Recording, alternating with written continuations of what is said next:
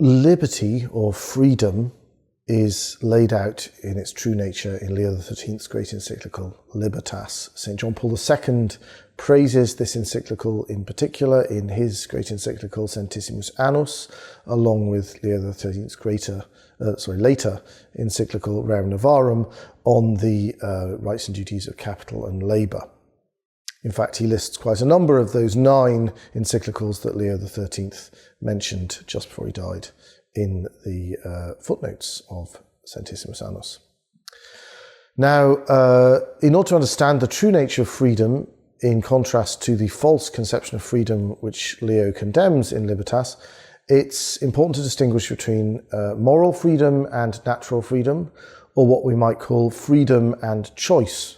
Choice is a kind of freedom, but to conflate or reduce freedom to choice would be a serious error, and one which we need to work hard to avoid. So, choice is the ability to choose between means towards the happiness which we naturally desire as a result of being created beings with rational powers.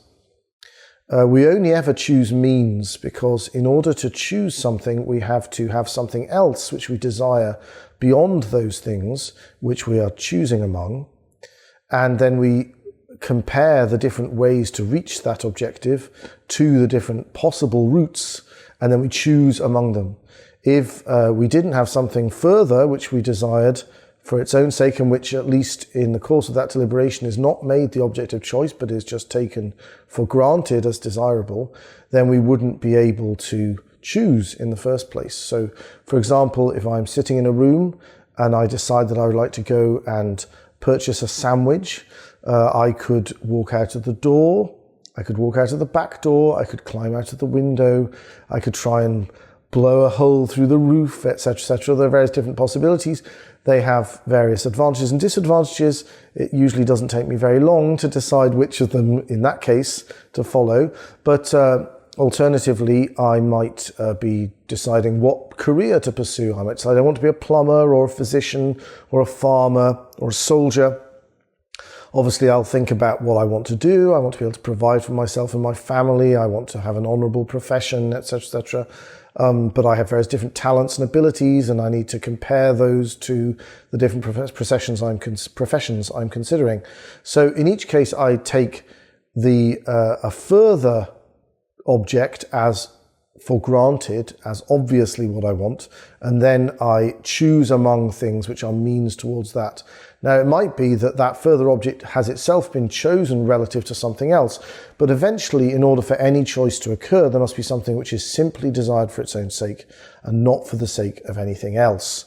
And that is what we call happiness. Now, to attain to happiness is not the extinction of our freedom.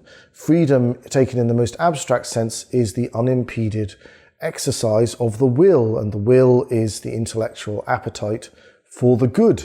So if we attain to the good, that which is desirable for its own sake, immediately and perfectly, then we are completely, unlimitedly free.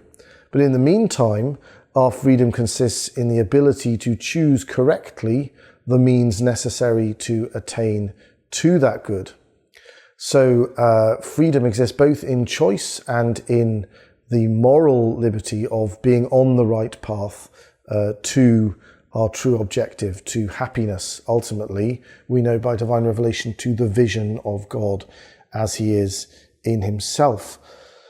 Law, therefore, is a set of instructions, a fixed rule of teaching, Leo XIII calls it in Libertas, telling us what to choose and what not to choose in order to attain to the good.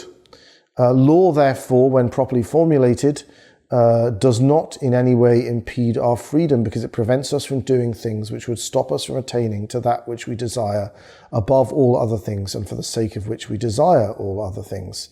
Therefore, there is no true conflict between freedom and law. This, however, is based on those principles we talked about previously, metaphysical realism, eudaimonism, and the revelation of the gospel of the supernatural end, of the true means to attain to the end which God has appointed for us. Because God could have simply made us to be creatures who attain to the end merely proportionate to our own natural abilities, and that would have been fine. God doesn't owe us anything more than that.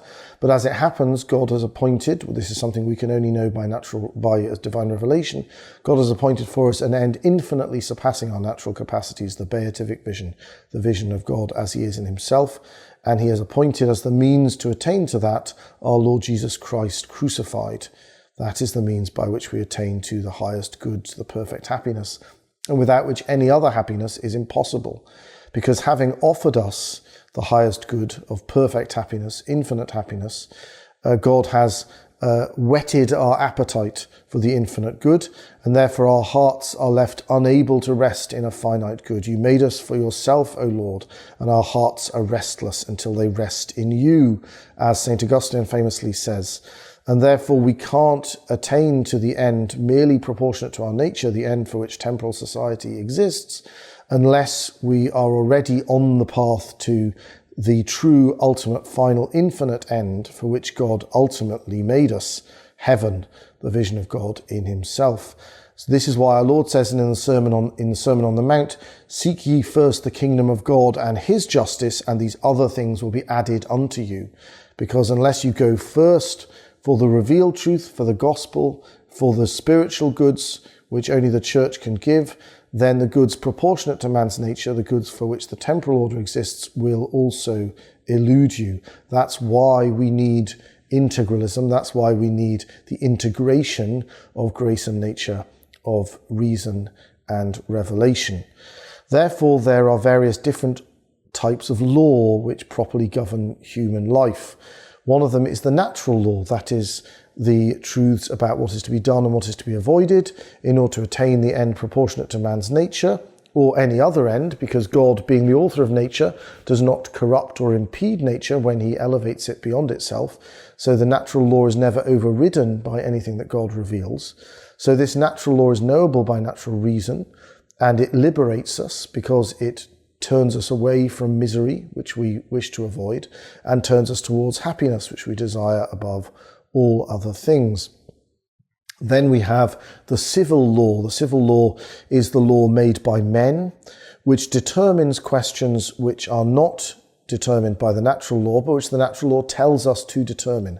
For example, which side of the road to drive on, how many pennies in the pound or cents in the dollar there should be.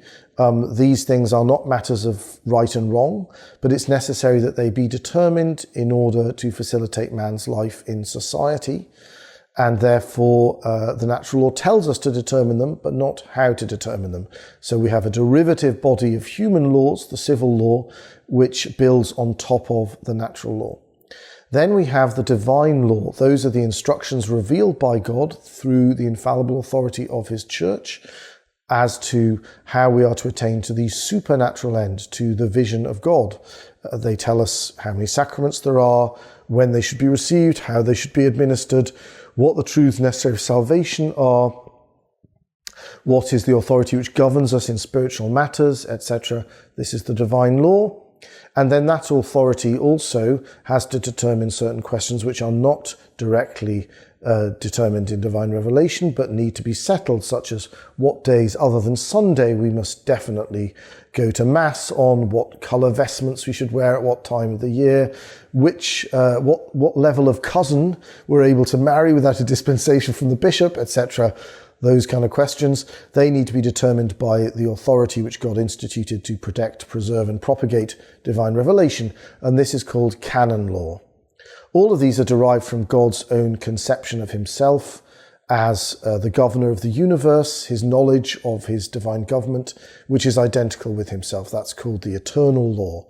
So from the eternal law, which is identical with God himself, cascades down the natural law and the divine law, and from them cascades down the civil law and canon law. And each of these just make us freer, not less free, because they prevent us from doing that which would bring us misery, and they guide us towards our true happiness.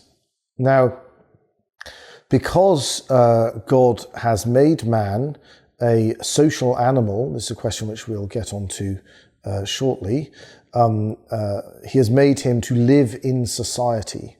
That means that it is natural for man to participate in the life of society. One of the errors which arises from nominalism is the idea that man is naturally an isolated individual and he must then move on to somehow create society, that society is an artifact, whereas we know by natural reason and common sense that man is a social animal. All human beings have belly buttons, they have reproductive organs, half of the human population have wombs, etc., etc. Human beings are born literally physically attached to their mothers.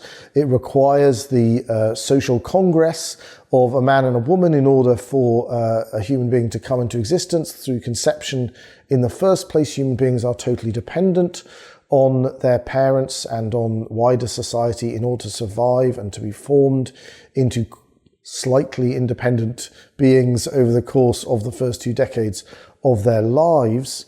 So it's clear that man is a social animal, and that means that man naturally lives in society. Society derives its authority from human nature and therefore from God. So when we're told that there's 100 cents in the dollar or that we should drive on the left, then we know that we should obey because society, political society, has been instituted by God. And therefore, when God raises us to a higher supernatural level and institutes an authority to do that, that is also a natural consequence of man's nature, even though the triggering event for the existence of this parallel society is a supernatural revelation. Nevertheless, it is proper to man that he be saved as part of a community. It is not good for man to be alone, as our Lord says, or as God says in the 2nd chapter of the book of Genesis. So the most basic society in which man lives prior to the state, or in some ways the church, is the family. And that's what Leo XIII considers in Arcanum, and that's the question which we'll turn to next.